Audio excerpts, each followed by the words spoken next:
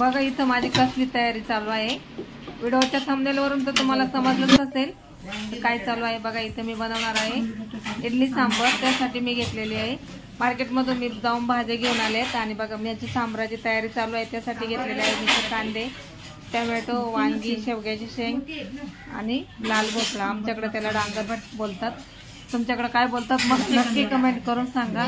इथे सांबराच्या सगळ्या भाज्या घेऊन मी कटिंग करून घेत आहे। सगळ्या भाज्या मी इथे कापून घेतलेल्या आहेत आणि चांगल्या धुवून घेतलेल्या आहेत आणि आता मी ते कुकरला लावून कुकरला शिट्ट्या देऊन घेणार आहे। त्यामध्ये तूर डाळ पण टाकणार आहे।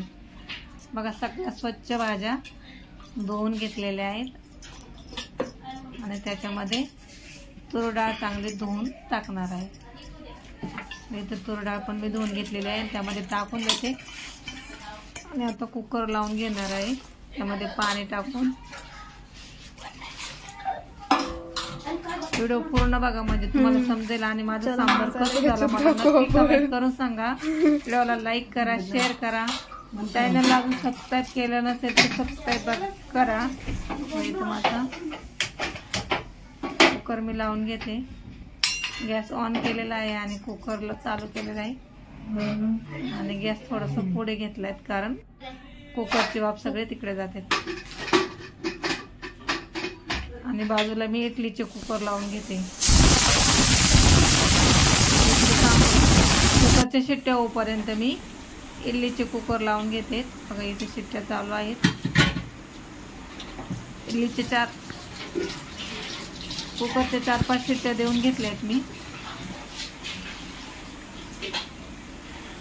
तोपर्यंत खोबरं बिबरं कापून खोबऱ्याची चटणी तयार करून घेते।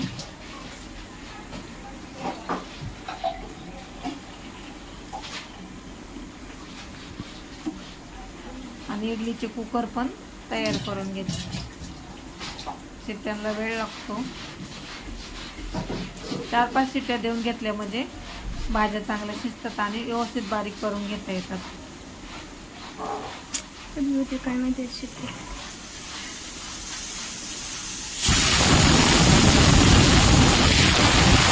माझ्या इथं झालेलं आहे। आता मी कुकर खोलून घेतला आणि भाज्या सगळ्या व्यवस्थित बारीक करून घेतल्यात। कढई तापायला ठेवली आणि त्यामध्ये तेल टाकले आणि सगळे मसाले काढून घेतले। सांबर मसाला घेतलाय, मोहरी घेतली, हिंग पावडर घेतली, मिरची पावडर घेतली आणि आपला भाजीचा रोजचा मसाला घेतला।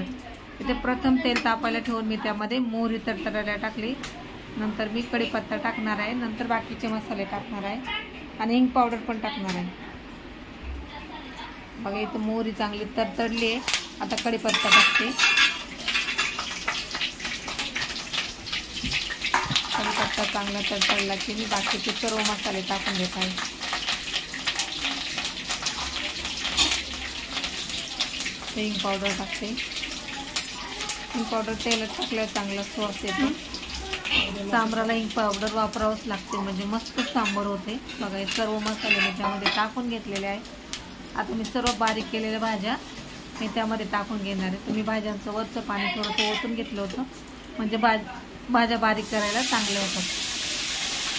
सगळ्या भाज्या मी पावभाजीच्या आणि पूर्ण व्यवस्थित बारीक करून घेतलेल्या आहे आणि बघा साईडला पाणी ओतून घेतलेलं होतं तेच पाणी मी आता गरम त्यात टाकून देणार।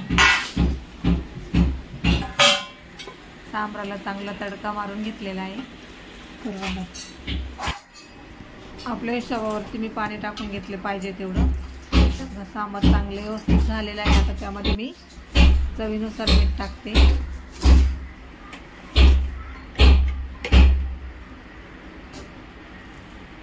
बघा माझं सांबार कसं झालं मला नक्की कमेंट करून सांगा। इडली सांबार आणि खोबऱ्याची चटणी माझी तयार आहे। व्हिडिओ आवडल्यास लाईक करा, शेअर करा आणि चॅनलवरती नवीन असाल तर चॅनलला सबस्क्राईब करा। बघा इथे इडली सांबार आणि खोबऱ्याची चटणी तयार आहे, तर हे सगळेजण नाश्ता करायला।